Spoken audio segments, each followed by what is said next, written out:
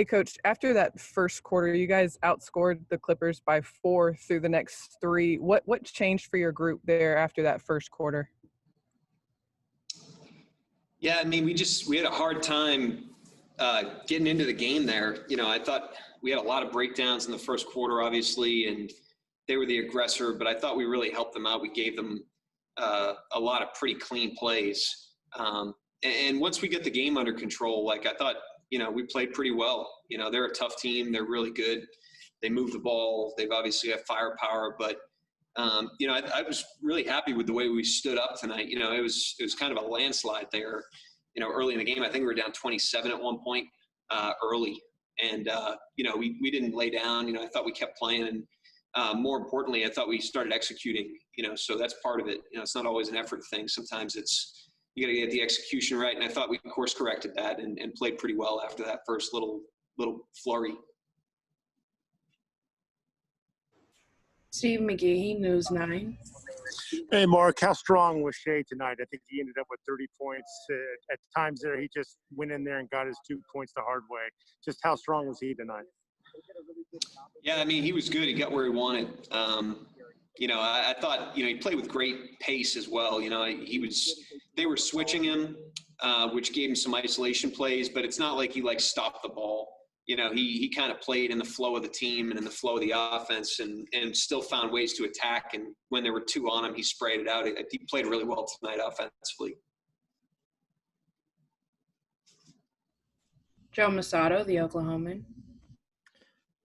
Mark, I know this might be a better question for after Sunday, but with these, no, not back-to-back days, but back-to-back games against the same opponent, you have 3 of them coming up next month. But how do you sort of prepare for these, and do you sort of like the challenge of facing the same team, in back-to-back games to sort of these baseball-type series that are going on? Yeah, I mean, we like any opportunity to learn, and part of learning for our team is learning the league, because the league is pretty stable every year. Like Paul George and Kawhi Leonard, these guys have been high-level players for a long time, and they'll continue to be for a long time. And so, we get to learn these opponents, and being able to turn around and play them again on Sunday gives us an opportunity to carry that over.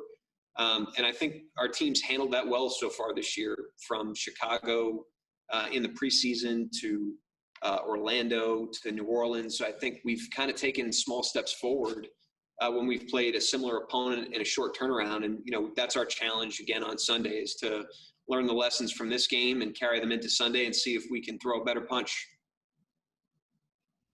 Nate Gallo, Thunder Broadcasting.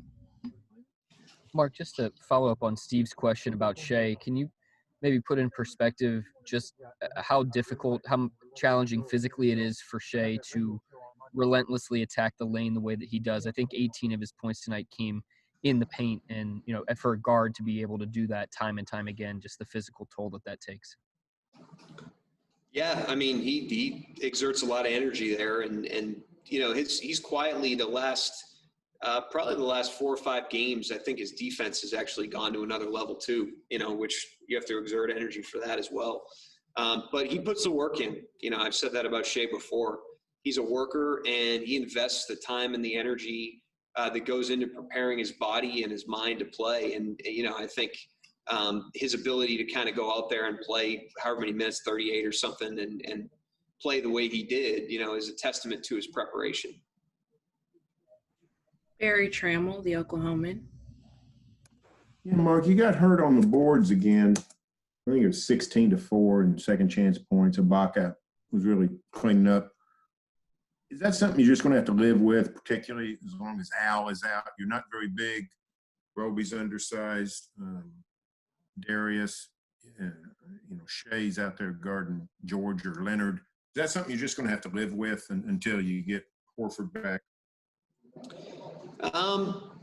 They're not all created equally, Barry. Like the ones that, they get because they're just taller or stronger, we absolutely have to live with. But I think the Denver game was a good lesson. Like in the first half, there were some that we have to live with, and there were some that were kind of on us that we didn't, throw our best at those plays. And then in the second half, I thought there was more of a gang rebound mentality against Denver.